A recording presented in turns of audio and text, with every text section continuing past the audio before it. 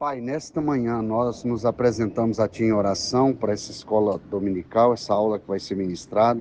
Eu quero pedir a bênção do Senhor em nome de Jesus. Esteja conosco, Espírito Santo. Sua presença aqui é imprescindível para todos nós, em nome de Jesus. Então, princípios bíblicos para a vida dos discípulos de Cristo. Isso aqui é muito importante. Tudo quanto fizerdes, fazei-o de todo o coração, como ao Senhor e não aos homens. Talvez nós estamos pensando que estamos fazendo para os homens, mas a notícia que nós estamos fazendo é para Deus. Então vamos fazer de todo o coração. A vida do discípulo de Cristo, em todas as áreas, é norteada pelos princípios bíblicos e pela indispensável ajuda do Espírito Santo. Se não for a Bíblia orientando os parâmetros e o Espírito Santo ajudando, a gente não tem êxito na jornada. E aqui a gente precisa compreender como aplicar os princípios cristãos na vida diária, reconhecer a relevância dos padrões bíblicos na vida cotidiana. Cotidiana aqui é a vida no dia a dia, tá? Enfatizar que viver os valores cristãos conduz a um caminho da paz. Então, quando a gente vive os valores cristãos, o resultado é ter paz. Então, vale a pena. Só para ter paz, nada. A nossa paz, ela deve ser inegociável. O texto bíblico para a referência de hoje é Filipenses 4, a partir do versículo 5, que diz o seguinte: seja a vossa equidade notória a todos os homens, perto está o Senhor. Não estejam inquietos por coisa alguma, antes, ou ao invés disso, as vossas petições sejam em tudo conhecidas diante de Deus, pela oração e súplica, com ação de graças. E a paz de Deus, que excede todo entendimento, guardará vossos corações e vossos sentimentos em Cristo Jesus. Quanto ao mais, irmãos, tudo que é verdadeiro, tudo que é honesto, tudo que é justo, tudo que é puro, tudo que é amável, tudo que é de boa fama, se há alguma virtude, se há algum louvor, nisso pensai. O que também aprendeste, recebeste e ouviste, e viste em mim, isso fazei, e o Deus de paz será convosco. Aqui Paulo, ele está dando um relato exatamente dizendo assim, gente, siga meu exemplo, faça o que eu faço. Lá em 1 Coríntios 11, primeiro, ele diz assim, ó, sede os meus imitadores, como o sou de Cristo. Então, não é apenas uma petição sem exemplo. Paulo sempre foi exemplo. Então, é muito importante isso aqui. Quando nós entendemos isso, tudo viabiliza a entendermos melhor as coisas de Deus. É muito importante a gente estar ciente do propósito, da presença, e isso vai ajudar muito a nossa vida. Então, aqui nós temos, para essa aula de hoje,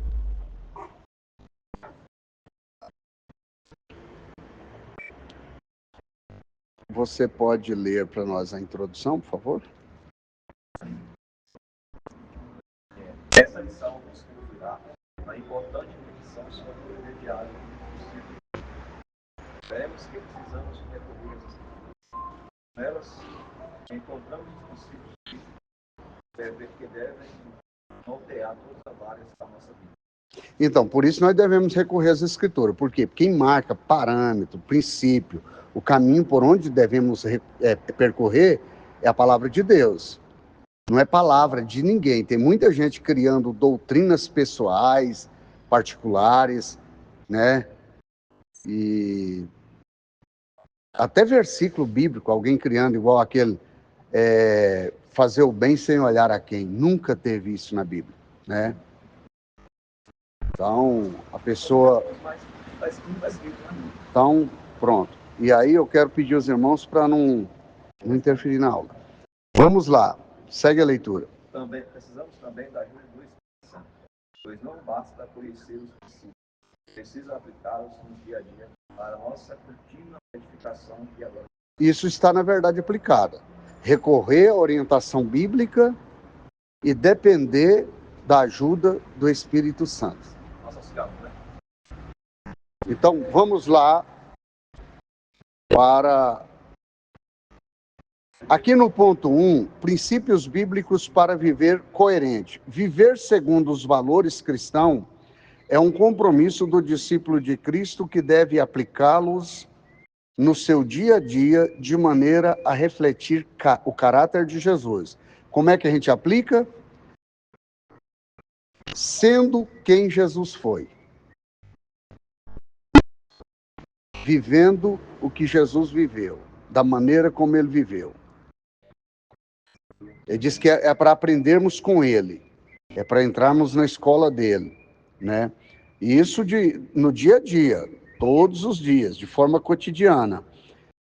Isso se manifesta em ações como praticar o amor ao próximo pelo serviço. Como é que se pratica o amor ao próximo? Fazendo algo pelo próximo. Então, manter uma vida de oração e estudo da palavra de Deus para tomar as decisões alinhadas à vontade de Deus e cultivar as virtudes do fruto do Espírito Santo nos relacionamentos. Quais são as virtudes do fruto do Espírito Santo? Caridade, gozo, paz, longanimidade, benignidade, bondade, fé, mansidão e temperança. A gente tem que cultivar isso. Se eu não pratico a caridade, se não tenho gozo, né? Tem até um hino, eu gozo vou fluir, se tua lei cumprir, ó, dai-me teu amor, ó, opera em mim. Então, o 1.1, estudar a palavra de Deus e meditar nela. A Bíblia é a revelação de Deus e fonte de alimento necessário para o nosso crescimento espiritual, que 1 Pedro 2,2 vai dizer que é para nós desejar afetuosamente o leite, como uma criança recém-nascida, o leite racional, para que por ele vades crescendo. Então aqui, ler a palavra de Deus, ler e estudar as Escrituras, meditar nelas, ajuda o discípulo a conhecer a vontade de Deus e aplicá-la à sua vida diária. A gente só conhece a vontade de Deus pela leitura bíblica. Quem não lê Bíblia está alheio ao conhecimento da vontade de Deus, né? E a santificação também vem por isso. O salmista, ele declarou que a palavra de Deus é lâmpada para os nossos pés e luz para o nosso caminho, conforme diz o Salmo 119, 105. Isso significa que ele guia o crente em sua jornada de fé. Como é que ele guia? Quando se tem fé. Porque Deus não atende necessidade, Deus atende fé. O meio da gente acionar Deus é a fé. A Bíblia diz, ora, sem fé é impossível agradar a Deus, porque é necessário que aquele que se aproxima de Deus creia que ele existe e que é galardoador daquele que o busca. Então, ao dedicar tempo para ler, refletir e aplicar as Escrituras, o crente se aproxima de Deus, vive segundo seus princípios e reflete a Cristo em suas atitudes. Quando é que isso acontece? Quando a gente dedica tempo para ler e refletir na palavra de Deus. Agora, a pergunta que não quer calar, uma pergunta retórica, não precisa de resposta, mas você responde para você mesmo. Quanto tempo você está gastando diariamente para ler a palavra de Deus e meditar nas Escrituras?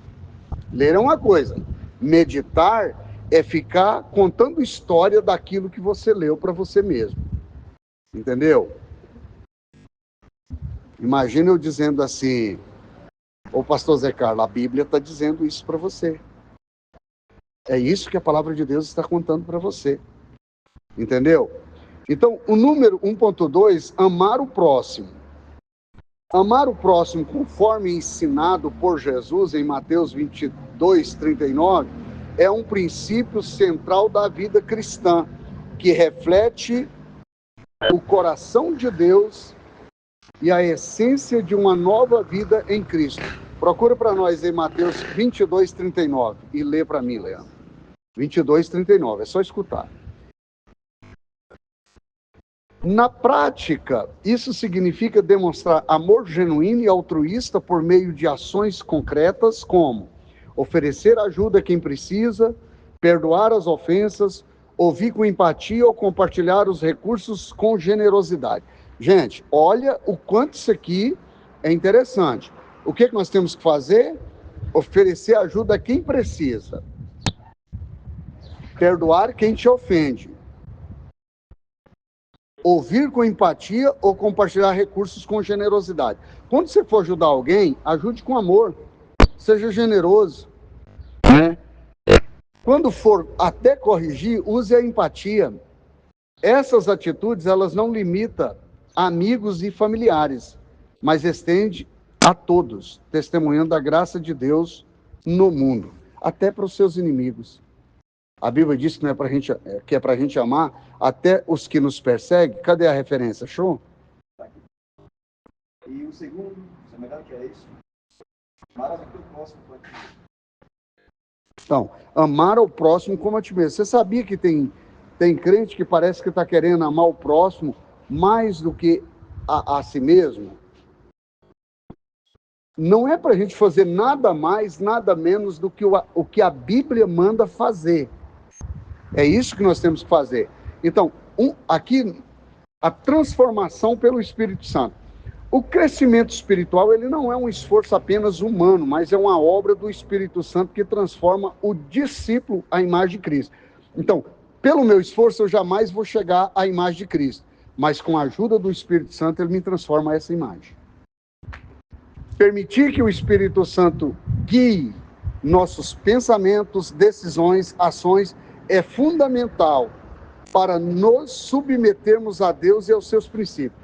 Quando é que eu vou estar em obediência a Deus? Quando eu permitir que o Espírito Santo guie todas as minhas decisões, ações e pensamentos, tá? Aí eu posso me submeter aí a Deus e aos seus princípios. Isso aqui, essa submissão, essa permissão ao Espírito Santo trabalhar, envolve reconhecer áreas de pecado e confessar, buscar renovação da mente com os pensamentos de Cristo, e se não vos conformeis com este mundo, mas transformai-vos pela renovação do vosso entendimento, para que experimenteis qual seja a boa, agradável e perfeita vontade de Deus. Então, Paulo aqui ele está exortando os que antes estavam mortos em ofensas, dizendo, vocês foram vivificados. Teve ressurreição para vocês. Vocês não são aquelas pessoas mais. Agora, vocês são nova criatura. Deus mudou o comportamento, os modos viventes, os modos operantes de vocês. Então, agora, receberam a vida pelo Espírito Santo de Deus. Vida que também deve ser controlada pelo Espírito. Se foi ele que deu a vida, deixa ele te guiar. Às vezes, ao deitar, é bom você dizer ao Espírito Santo, me protege. Espírito Santo, me ensina. Espírito Santo, me enche da tua presença. Espírito Santo, me usa. Então, a Bíblia, ela é a revelação de Deus e fonte de sabedoria para o nosso crescimento espiritual. Quer crescer? Vem na fonte. Se você pode beber a água da fonte, por que você quer beber aquela água que foi largada num balde ou num copo? Dias a fio. Vem à fonte. Está entendendo? O padrão bíblico para a vida.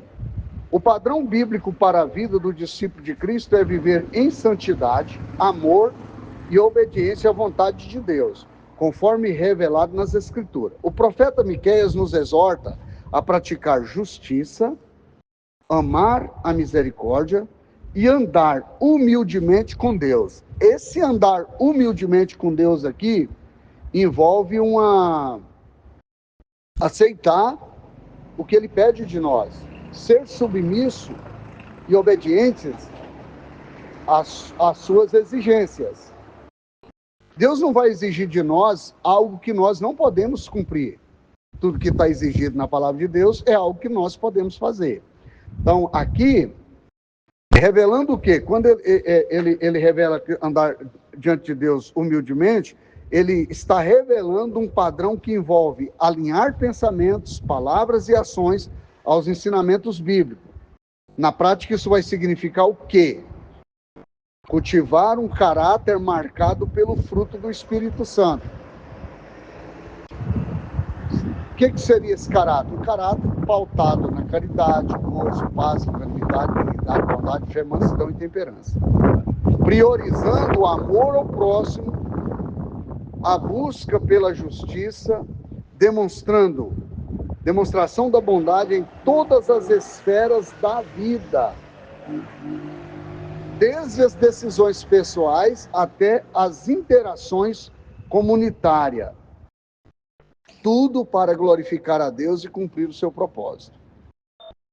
Porque quando a gente faz o que Deus pede que façamos, Deus vai ser glorificado e o propósito de Deus será cumprido. Tá? Cultivar um caráter puro. Paulo advertiu Timóteo: se manter puro, conserve-te a ti mesmo puro. 1 Timóteo 5:22. Na vida cristã, manter-se puro é essencial, porque Deus não convive no meio da impureza. Quer ver Deus está longe da sua casa se essa casa não é limpa? Quer ver Deus está longe de você se você nem toma banho? Deus não quer nenhuma convivência com impureza, tanto no âmbito espiritual como no âmbito físico. O profeta Isaías, ele ressalta que a impureza nos separa de Deus. Isaías 59:2 diz que as vossas iniquidades fazem separação entre vós e o vosso Deus. Portanto, nós devemos nos afastar de tudo que contamina, perseverando em viver como discípulos dignos de ser templo santo para o culto a Deus. Eu preciso entender que eu sou santuário, templo, um altar. Então, isso aqui vai fazer toda a diferença na minha vida. Resistindo às tentações. O Espírito Santo capacita o cristão para resistir às tentações e ao pecado. Tentações e ao pecado. A tentação em si, ela não é pecado. Ela se torna pecado quando você cede. Você tem o Indarpa que argumenta conosco dizendo: se tentado não cedas, ceder é pecar. Aí procura 1 Coríntios 10:13. Ter compromisso com a vigilância espiritual fortalece a fé e promove a maturidade espiritual. Se eu tenho compromisso, a fé é fortalecida e a maturidade é promovida. Então, para escrever aos Gálatas, Paulo escreveu aos Gálatas sobre os riscos da vida carnal, como prostituição, impureza, lascívia, idolatria, entre outras, as obras da carne, emulações, ira, peleja, dissensão, heresia, né? Então, ele escreveu sobre isso. Ele ressaltou que os que cometem tais coisas não herdarão o reino de Deus, e diante de tamanha gravidade devemos buscar nos encher do Espírito e viver em constante santificação. O que vai mortificar as obras da carne? É o fruto do Espírito em nossas vidas. Não existe uma zona neutra, uma zona cinzenta, uma neutralidade para viver a fé do Filho de Deus. A gente ou vai viver na carne ou vai viver no Espírito, tá? Então isso aqui tá muito claro. E aqui, cultivando o amor fraternal. Achou a referência aí? Leia. Não veio sobre vós tentação, não humana, mas fiel é Deus, que vos não deixará tentar acima do antes, com a tentação, dará também o escape para que a possais suportar. Então, antes de Deus permitir uma tentação, ele mede a nossa capacidade de resistência. Então, qualquer pessoa não vai ter a menor desculpa diante de Deus. Fala, Senhor, é porque foi muito difícil para mim. Ele falou, não, eu analisei que você era capaz. Eu medi as suas condições. E eu dei para você a condição de escapar disso. Foi você que escolheu fazer isso, né? Então, quando a gente entende isso, agora vamos cultivar um amor fraternal. Um dos princípios da vida cristã, cultivar um amor fraternal, isto é, aquele entre os irmãos, é o amor que faz a pessoa não buscar os próprios interesses e se expressa em ações concretas. Não basta falar que faz. O que você faz, fala por você. A boca, você, pelo que o que você faz fala mais do que o que você fala. Permaneça o amor fraternal, não vos esqueçais da hospitalidade, porque por ela alguns, não sabendo, hospedaram anjos, né? Teve gente que deu hospedagem para anjo porque deu pouso para alguém, não sabia que era anjo, e era anjo, né? A vida cristã é um caminho de paz, que inclui adoração exclusiva a Cristo. O que é a vida cristã? Adoração exclusiva. Por isso que Deus não premia a idolatria. Não tem sociedade nenhuma. A Bíblia diz, que comunhão tem a luz com as trevas? Que comunhão há entre Cristo e Belial? Não tem negócios. Qualquer culto que não seja a Deus é pecado. Você pode cultuar a você mesmo, você pode cultuar os anjos, pode cultuar os mortos. Quando a pessoa vai ao cemitério, às vezes ela está fazendo culto aos mortos. Não é só em ir ao cemitério. Existe uma prática dentro do conceito do mundo espiritual de alguém que vai lá e invoca, dizendo para o ente querido, por que eu não fui no seu lugar? Então a pessoa está invocando ali um espírito de morte contra si mesmo, né? E no mundo espiritual, eu estou falando isso aqui, não é criticando religião nenhuma, mas mostrando o quanto o mundo espiritual ele é sorrateiro, ele é especialista em pegadinhas, né? Não estou fazendo apologia ao mundo espiritual. Então, isso aqui se reflete desde os relacionamentos pessoais até a maneira como atuamos no mundo. A maneira como nós vivemos fala muito sobre nós. A vida em paz com todos.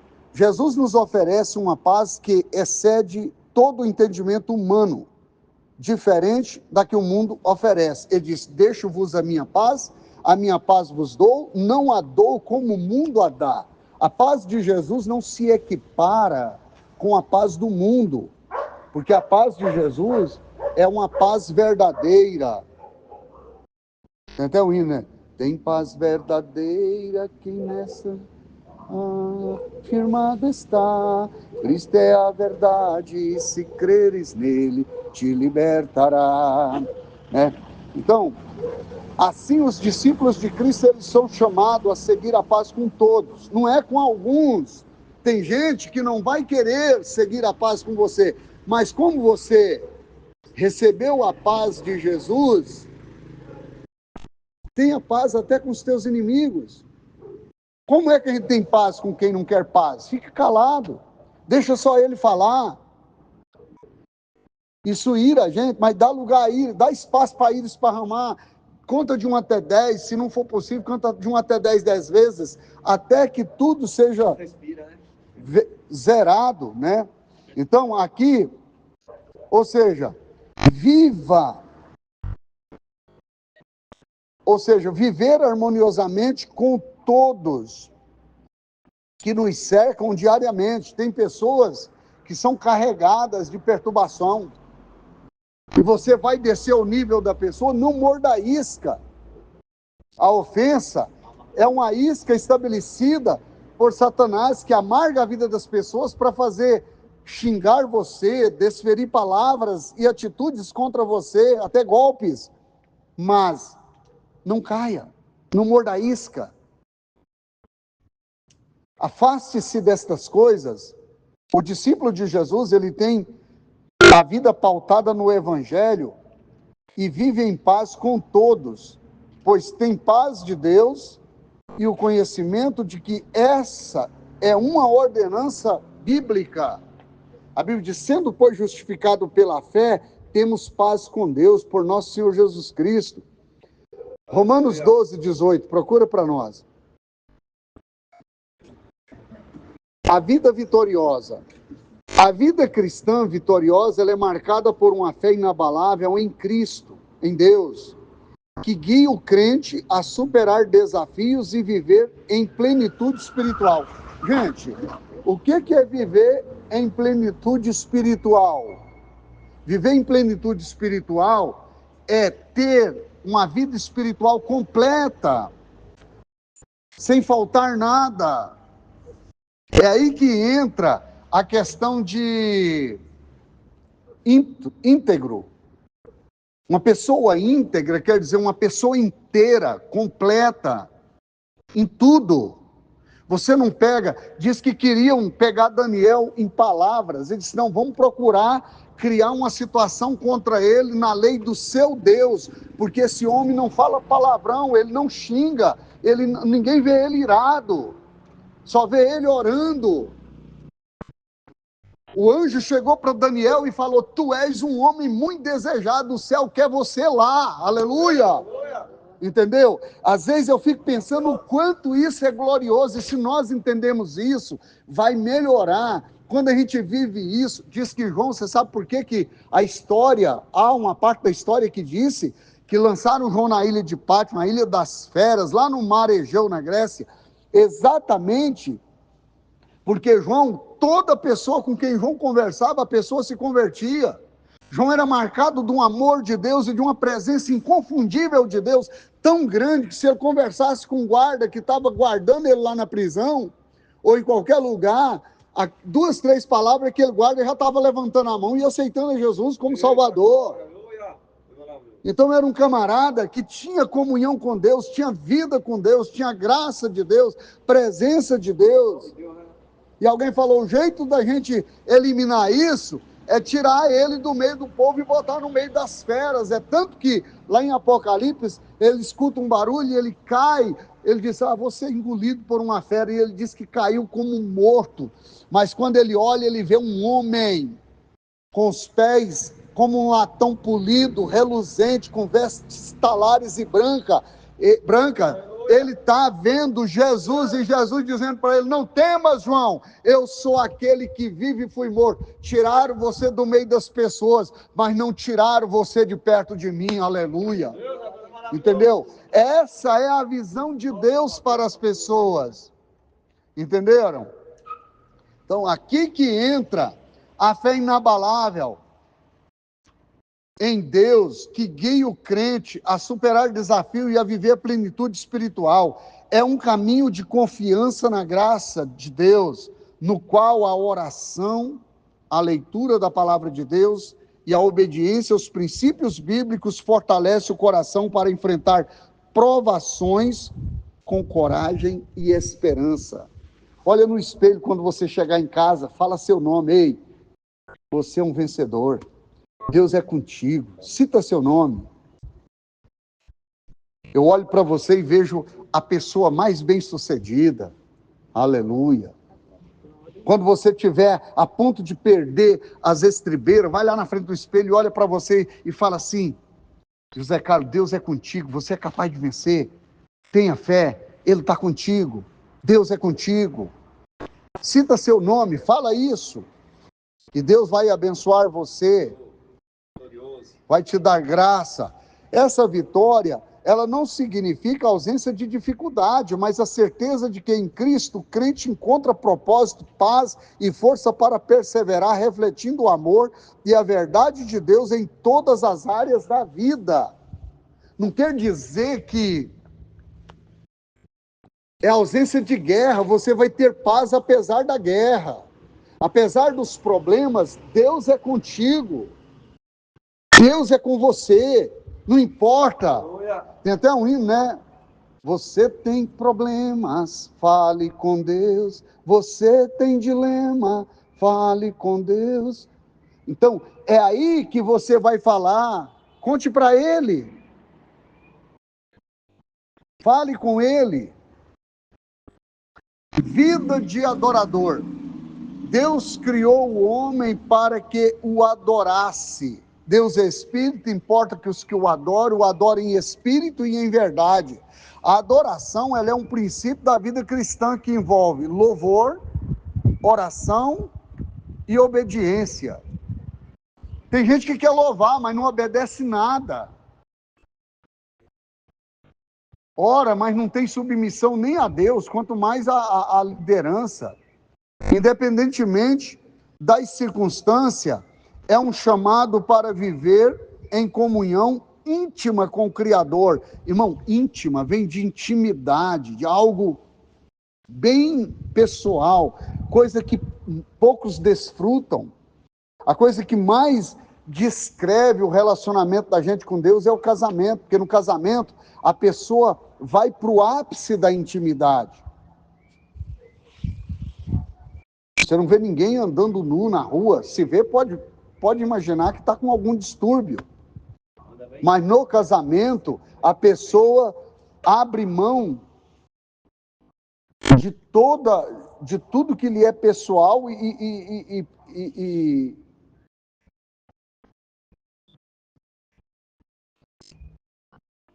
privado, né? Então, às vezes eu fico pensando aqui, não importa se tem circunstância, se tem problema, Deus está chamando você para viver em comunhão íntima com Ele, reconhecendo sua soberania. O que é reconhecer a soberania? Eu estou passando por problema, mas meu Pai está no controle. Ele tem poder, Ele está no comando, Ele está na operação. É Ele que domina, é Ele que governa, é Ele que dirige, é Ele que orienta, é Ele que guarda, é Ele que protege, é Ele que vence as minhas guerras. O salmista, ele disse que ele quebra o arco no joelho, corta a lança e queima os carros no fogo e dá fim às guerras. Uma hora ele vai dizer guerra, acabou, terminou, finish, né? Então, reconhecendo aqui a sua soberania, o seu amor, além dele ser soberano, ele nos ama, aleluia. Glória a Deus, aleluia. Em todos os momentos ele não nos abandona, seja na alegria ou na adversidade, ele está com a gente. O adorador, ele busca refletir a glória de Deus em seus pensamentos, ações e palavras, como está escrito em João 4:23. Não importa, está doendo, tá, mas glorificado seja o nome de Jesus. Aleluia. No entanto, está chegando a hora, procura para nós aí João 4:23, não passamos aquela referência. No entanto, está chegando a hora, e de fato já chegou, é esse texto, em que os verdadeiros adoradores adorarão o Pai em espírito e em verdade. A hora já chegou, nem precisa ler. Em que os verdadeiros adoradores adorarão meu Pai em espírito e em verdade.